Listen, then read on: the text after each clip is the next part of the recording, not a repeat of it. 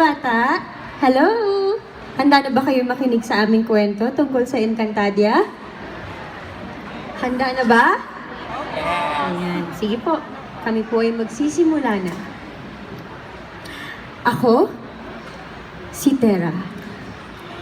Isinilang, namulat at lumaki sa Distrito 6. Isang pamayanan ng mga may hirap doon sa isang malayong probinsya. Bagamat ang aking pamilya ay hindi naman mayaman, ngunit pinalaki naman ako ng aking nanay at lolo Javier sa kabutihang asal at pagmamahal. Lagi rin nilang ipinapayo sa akin na mag-aral daw ako ng mabuti, pagkat ang taong nakapag-aral daw ay malayong mararating sa buhay. Kaya naman noong bata pa ako, hindi naman mga laruan, kundi mga libro ang lagi nilang iniregalo sa akin.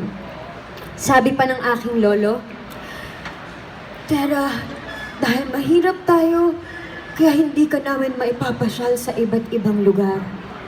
Hindi ka rin namin madadala sa ibayong dagat na may mga palasyo, mga reyna, prinsesa, prinsipe at mga hari. Ngunit, kung magbabasa ka lagi ng mga libro na may iba't ibang mga kwento, ay makakarating naman ang iyong isipan sa iba't ibang lugar.